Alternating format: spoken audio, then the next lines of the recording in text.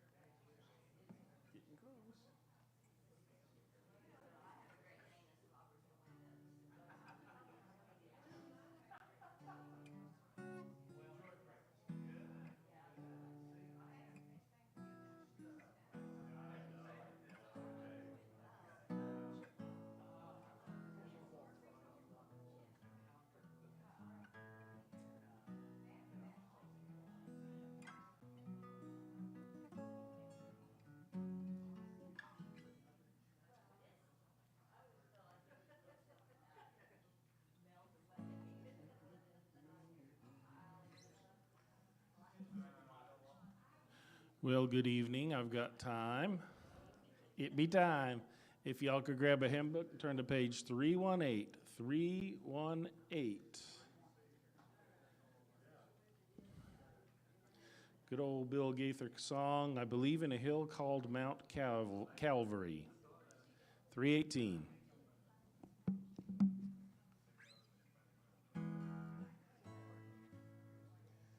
There are things as we travel this earth-shifting sands that transcend all the reason of man. But the things that matter the most in this world, they can never be held in our hands.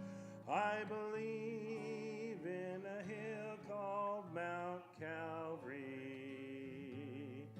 I'll believe whatever the cost.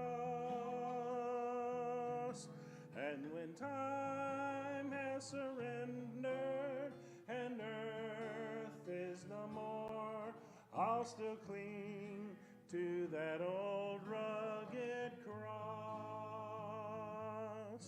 I believe that the Christ who was slain on that cross has the power to change lives today. For he changed me completely, a new life is mine. That is by the cross I will stay. I believe in a hill called Mount Calvary. I'll believe whatever the cost. And when time has surrendered and earth is no more, I'll still cling to that old rugged cross. I believe that this life with its great mysteries surely someday will come to an end. But faith will conquer the darkness and death and will lead me at last to my friend. I believe in a hill called Mount Calvary. I'll believe whatever the cost. And when time has surrendered and earth is no more, I'll still cling to that old rugged cross. All right. Now we're going to do a trio of songs. So I'm going to give you the last one. Stick your finger in, and the next one, stick your finger in, and then so 655. These are short ones. We'll do them each twice. 655 Sanctuary. That'll be the last one. So find it, stick your finger in it. 655. The middle one will be 91 in moments like these. So stick your finger in that. And then the one we're going to start out with is 580, Through It All. Short one, you may not even need the words to it. So it'll be 580, 91, 655. I'll try to say them again. We'll do each one twice. They're short. Through it all,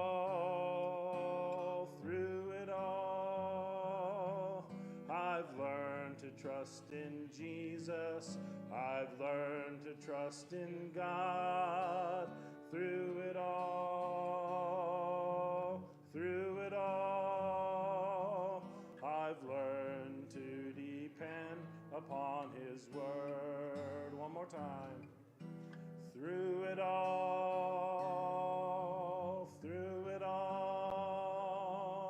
I've learned to trust in Jesus. I've learned to trust in God. Through it all, I've learned to depend upon His word. 91. In moments like these, I sing out a song. I sing out a love song to Jesus. In moments like these, I lift up my hands. I lift up my hands to the Lord, singing, I love you, Lord. Singing, I love you, Lord. Singing, I love you, Lord. I love you. One more time. In moments like these, I sing out a song. I sing out a love song to Jesus. In moments like these, I lift up my hands. I lift up my hands to the Lord, singing, I love you, Lord. Singing, I love you, Lord. Singing, I love you, Lord. I love you. 655. Lord, prepare me to be a sanctuary, pure and holy, tried and true. With thanksgiving, I'll be a living sanctuary for you. Key change. Lord, prepare me to be a sanctuary, pure and holy, tried and true. With thanksgiving, I'll be a living sanctuary for you. I'll be a living. I'll be a living sanctuary for you.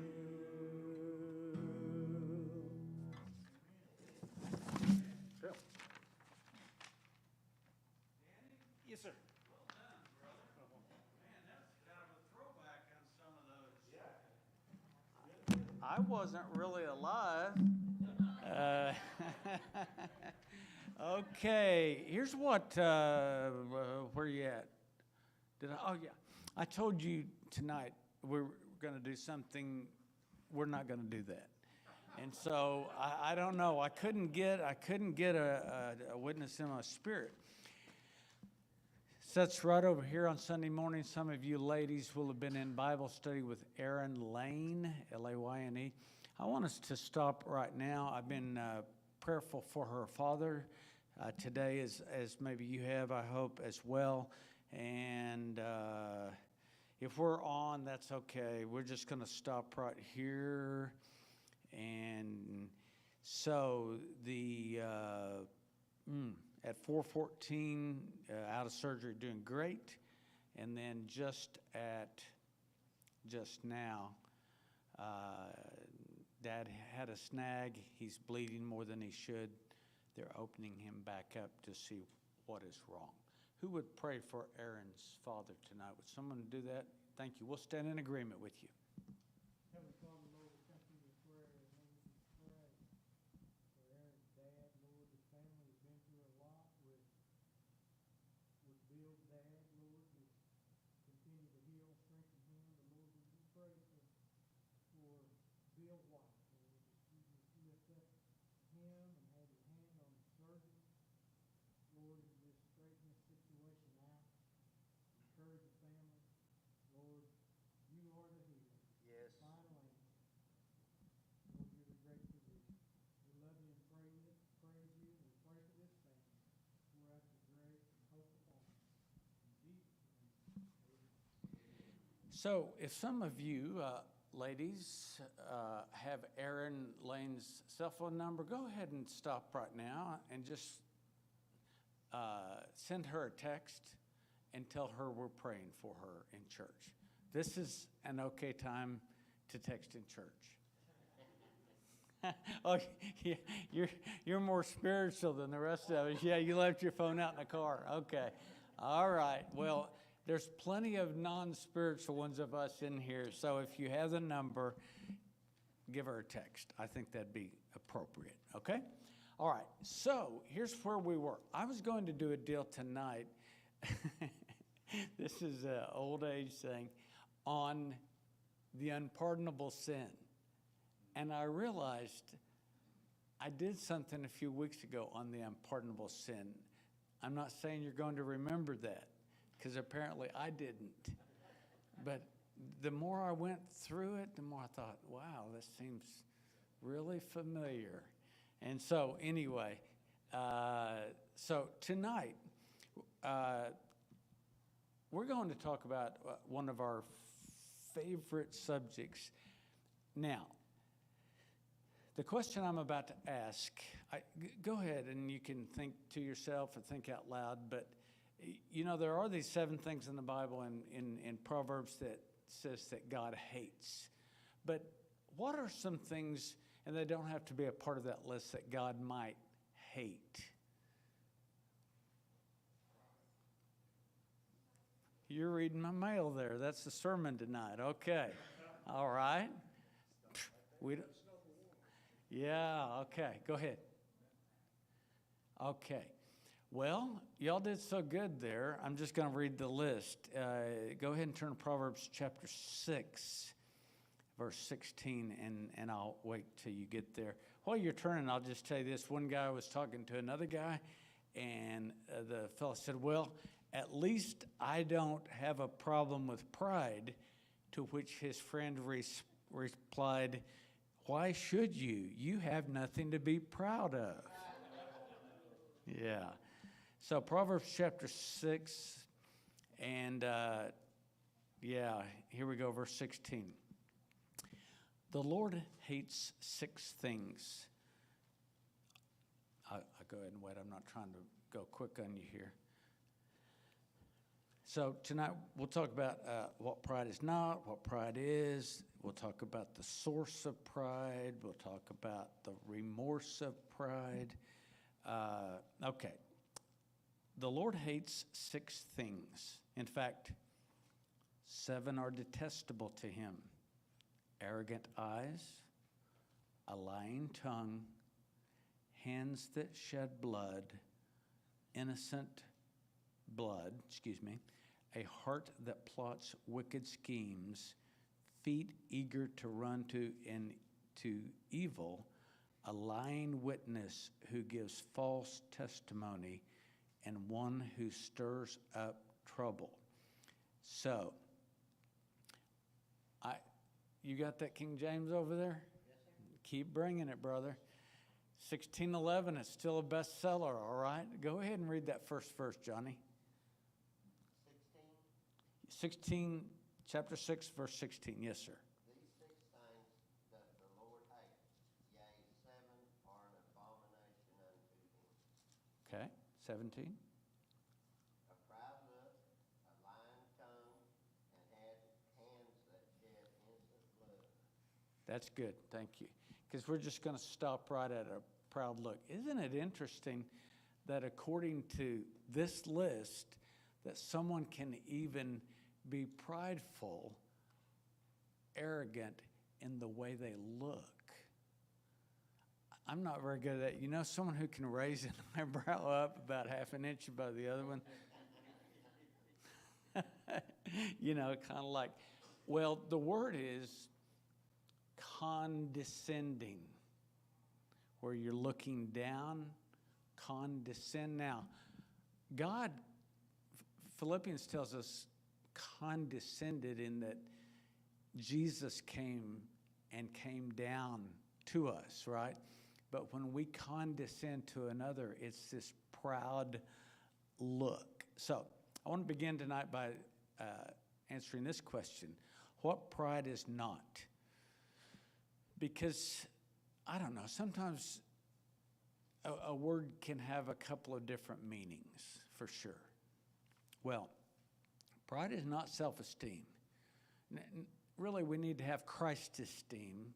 Christ in me, the only hope of glory. Christianity is Christ in meity, don't you see? But self-esteem is not pride. You need it.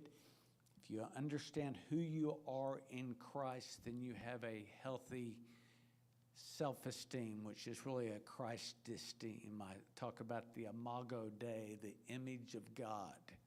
So, self-esteem is not pride. Secondly, self-esteem is not, pride is not rejoicing when honor is given. So, last night, Larry, we were out at that football game watching the Cardinals, and Carberry. Know who they are? Sure you do. So their son is number 14, and I think he's on the 9th grade team. There's so many of them, it gets a little confusing. It could be the JV. But let's say that young Carberry ran a touchdown, okay? Wouldn't Mecca have every reason in the world to feel good in a sense of healthy pride that her son did something? Well, yeah, that's not what this is referencing. It's not rejoicing when honor is given.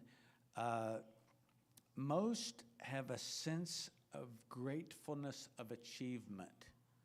And so that's not really what this is talking about at all. As a matter of fact, what's the Bible say?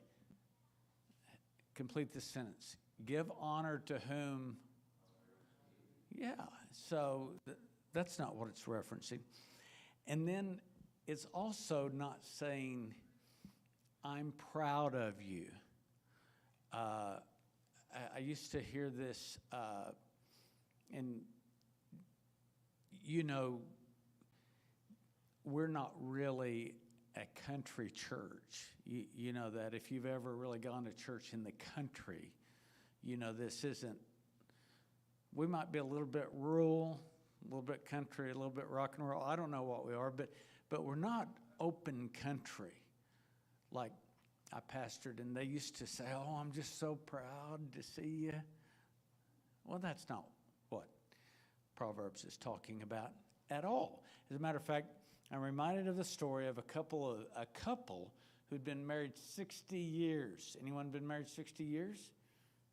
Okay, not admitting to it. And so this elderly couple, they were driving down the road and kind of had a romantic twinge. And so Paul says to Ma, I'm proud of you. And she says, Eh? Eh? He said, I'm proud of you. She said, eh? He said, I said I'm proud of you. And she said, yeah, and I'm tired of you too. That's not what this is talking about at all. Pride is two things.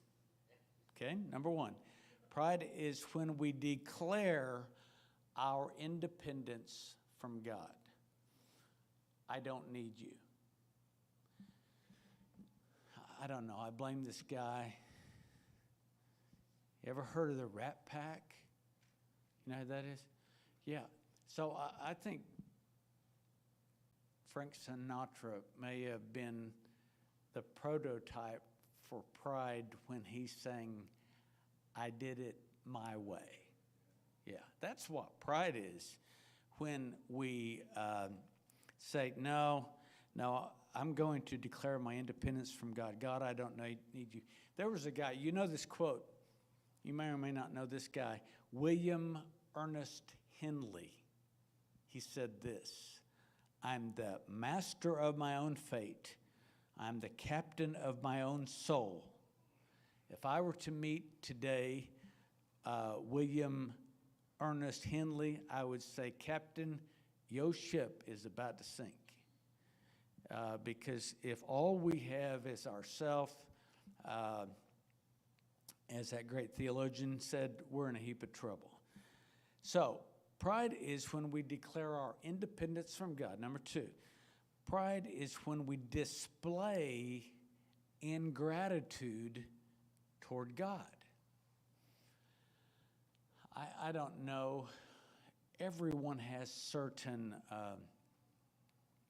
needs. Many of you, if not most or maybe all of you, are parents. I think there's one thing that we as parents, that it bothers us about as much as anything, is a spirit of ingratitude. You bust your chops to take care of your kiddos, and it's as if there is a spirit of entitlement. You understand? And so that hurts our feelings, for sure. We display our ingratitude. We have an attitude of ingratitude. So, I have a list. Now, I'd gladly give credit to where credit's due, but I don't know where I got this. So, it's not original, but nothing really is, according to Solomon, King Solomon. So here we go. This is a test. This is only a test. Are any of you old enough to know who Cy Tuma is? Yeah. How about Cane's Coffee? Yeah. And so we'd watch Channel 8. That might have been the only one we got. Boy, that is sounding old. And we'd put the foil on the rabbit ears, you know, and point them toward Porter over there or wherever. And so we'd get, I remember Cy Tuma, and then it'd come on with that seal with that Indian chief on it. And then it'd go, you know, this is a test. This is only a test. Well, this is a test. This is only a test. Don't have your feelings hurt, at least outwardly. Does it irritate you when someone corrects you for your faults? That would be a pride indicator. Jeff Foxworthy would say, oh, maybe you're a, oh, is that it? Okay. Well, maybe have a little pride in you. Number two, do you find yourself accepting praise for things over which you have no control? I noticed this with our youngest 9-month-old grandson. He does have the most striking blue eyes ever. And someone says, oh, his eyes are so pretty. And Mom and Dad say, thank you. Thank you very much. I mean, you know, I don't know what the genetic makeup is that makes blue eyes, but we probably didn't have too much to do with it.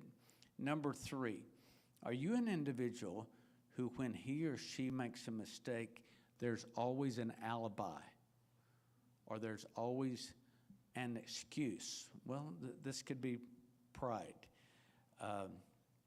Number 4, do you find it difficult to seek counsel or to ask someone else for advice?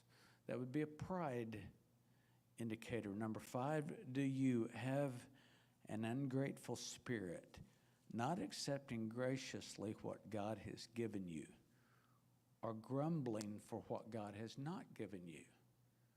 Be a pride indicator. Number 6, is your life marked by a sense of competition? This is so good. This is so good. I told you I didn't write it, so this is so good. Do you measure success by victory over other people? For you to feel success, does someone else have to lose? See what I'm saying? And this is a generation, and right or wrong, our family are very sports-minded. And I know you can't tell, but trust me. And so we went through this ourselves, and we went through this with our kids of having I think a hyper-competitive spirit can be a source of pride. If someone else has to fail for you to feel like you've won, that's a sense of pride.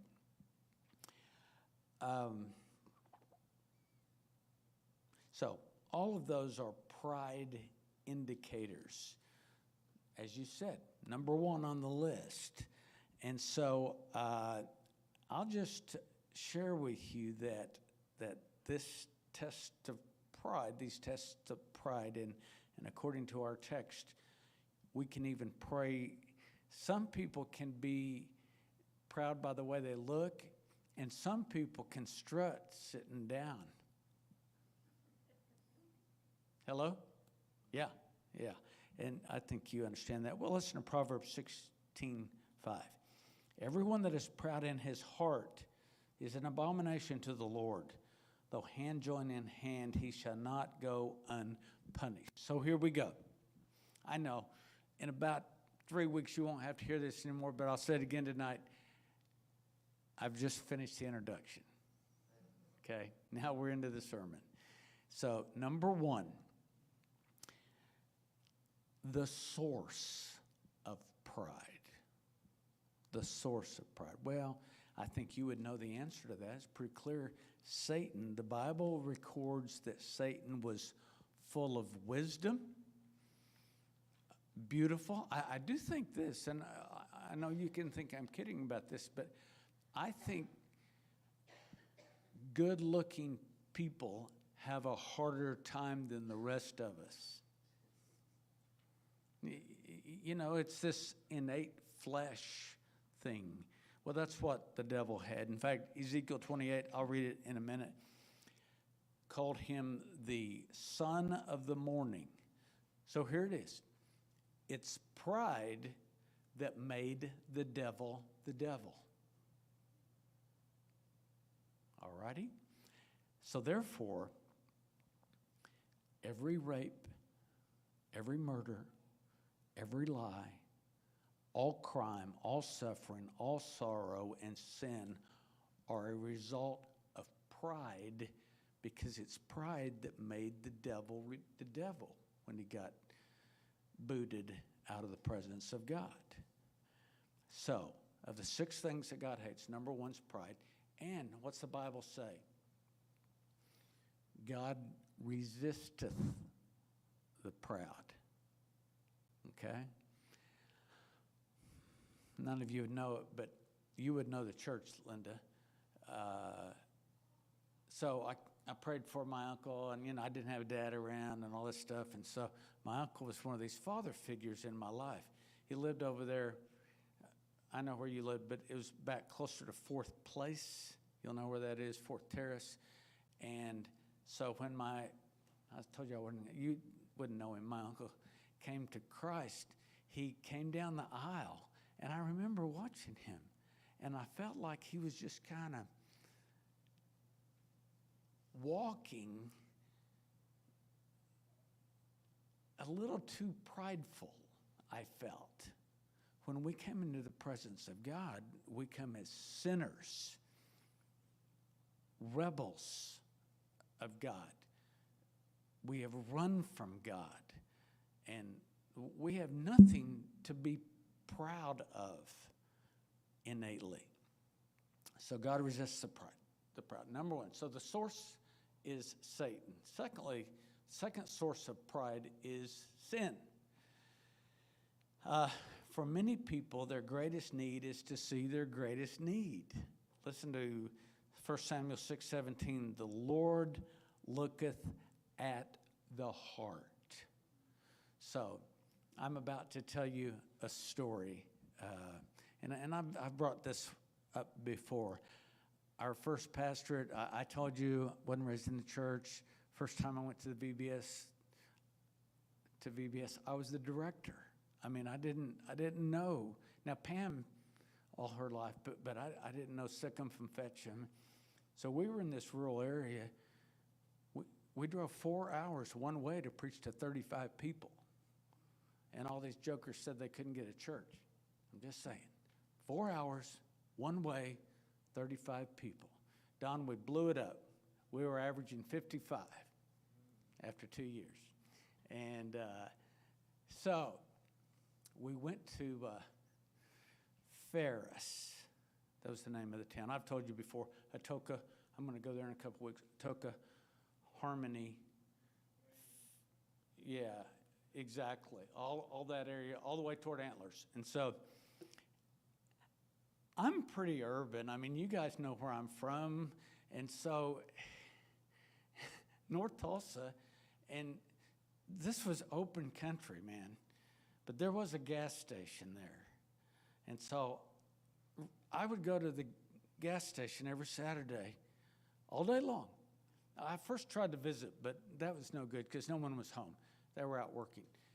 So I went to the store because everyone came to Smith Butler's General Store once or twice on Saturdays. And so I would wait there, and I remember old timer was there with me. And by the way, man, I bought me some cowboy boots, and I was a drugstore cowboy, and I would go down there. And I remember I was talking to a guy, and I said, man, this apple, it's got a hole in it. I guess it's got a worm in it. He gave me that as if, son, you don't know your head from a hole in the ground. Because you know this, I know you do. If there's a hole in the apple, there's not a worm inside the apple. The worm has gone out of the apple. Do you know why? The worm was born in the apple. It was in that apple blossom that that worm germinated. And when you see that hole in the apple, the worm has born, Jason, born its way out of there. Okay? So he rolled his eyes as if to say, I didn't know what I was talking about. But the truth of the matter is, Mark 7:15 explains this. There is nothing from without a man that entering into him can defile him, but the things that come out of him, those are the things that defile him. So we have this innate propensity, proclivity, I don't know what those words mean, tendency toward sin because we're sinners, because our parents were sinners. So, we do not learn pride, we inherit pride. Okay? The source of pride. Number 2, the remorse of pride. Proverbs 13:10 says, only by pride cometh contention, or pride cometh before dissension. There are no problems too big to solve, only people too small to solve them. So I think our problem sometimes is we attack a person rather than attacking a problem. And then somehow we're surprised when a non-believer acts like the devil. They're acting like their father. When they lie, when I talk to groups about addiction, I say, your kid's number one tendency is to lie. Liar, liar, pants on fire. It's because our Father is the father of lies. Okay, so the devil, by the way, I think the devil would rather start a church fight than sell a carload of whiskey. Yeah. And so the reason I say that is that typically church schism and division is started because of pride, because someone didn't get their way. All right? So, how do we get around it? We yield our rights. We give up our rights. Okay? There's a lot of verses I've written down here. Can I just read you some of them? And 1 Samuel 2:30 says, "For them that honor me I will honor, and they that despise me shall be lightly esteemed." Proverbs 18:12, "Before destruction the heart of man is haughty, and before honor is humility." Some become intoxicated with their own sense of self-significance. And they buy in to drink this Kool-Aid of self-importance, and this toxin that they've ingested causes them to lose all form of perspective. I know you've had this happen. Oh, man, I hope you don't have this happen. 7:55 to 1:30 Monday, I was at the DMV. Okay? Hello? And you talk about wanting to get in the flesh. And so I was up there, and it looked like this guy, this is a Greek term, but he was wanting to do a Budinsky. You know what I mean by that? I'm like, hey, brother, that ain't going to happen today now. I've been here since 7:55. And I let my license go a little bit long. Well, some people feel like their time is more important than your time. So they've become intoxicated with their own self-importance. And by the way, he wasn't going to butt in. That wasn't going to happen, okay? I'm just saying, he thought he was, okay? So here we go, Matthew 23:11 and 12. "But he that is greatest among you shall be your servant, and whosoever shall exalt himself shall be abased, and he that shall humble himself shall be exalted." And so just allow me to read this text. You know it. This isn't anything new, but it's the text that tells us how the devil became the devil. Isaiah 14:12 through 15. "How art thou fallen from heaven, O Lucifer, son of the morning? How art thou cut down to the ground? Which did weaken the nations? For thou hast said in thine heart, I will ascend into heaven, and I will exalt my throne above the stars of God. I will sit also upon the mount of the congregation in the sides of the north. I will ascend above the heights of the cloud. I will be like the Most High, yet thou shalt be brought down to hell, to the sides of the pit. So, this guy thought he was really beautiful, strong and wise. Satan said, I will ascend. Jesus said, I will descend. And he came to us. Now, finally, the force of pride. Listen to Proverbs 15:25. The Lord will destroy the house of the proud. Proverbs 16:18. Pride goes before destruction. And here's the one we know. And a haughty spirit before the what? And pride cometh before the fall. Okay, I thought this was a little apropos. I know we're still in the 90s, but we're closer to the fall than we've been before. And so I want to talk to you now about 4 or so falls that happen when we become prideful. Number 1, a national fall. You know it, 2 Chronicles 7:14. We either need to repent or perish. But also there can be a domestic fall. We all know about that homes become battlegrounds because of pride. A financial fall, financial bondage. I know you've heard this, but I'm going to say it again anyway. Many are buying things they don't need with money they don't have to impress people they don't even like. I know you've heard that a lot, but it's good. It's the truth. An emotional fall, pride coming before the fall, worrying about what others think.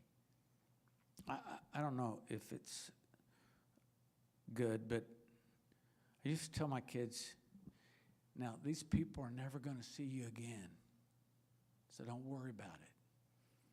Go in there and do what I told you to do, because you don't have to worry about other people.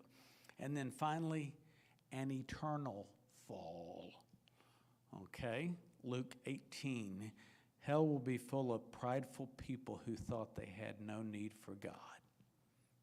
Wow. I like this. I don't know who said this, since our pastor, Roger, liked it. We'll give Adrian Rogers the credit, but someone said this. There is none so bad that cannot get saved, and there's no one so good that he does not need to be saved. The worst form of badness is human goodness, when that human goodness becomes a substitute for the new birth. Okay? What? Is that it? Is that all you got? Well, I did do a deal about the unpardonable sin, didn't I? Okay. Well, I didn't do it again tonight, but I almost did. But let me just say my prayer for each of us, and particularly for me, that I wouldn't be prideful, that I would be humbly grateful and not grumbly hateful, that I wouldn't have that proud look of arrogance, that attitude of entitlement, but would realize that every good and perfect gift comes from above, from the Father of lights, in whom there's no shadow of turning. Amen? Okay. If I let you out early tonight, will you give me a hall pass?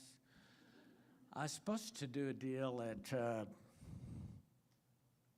Memorial Heights at 7:30, but I got a hall pass on that one. So we're going to have more time to pray tonight. And go ahead and shut that down. I'm going to run.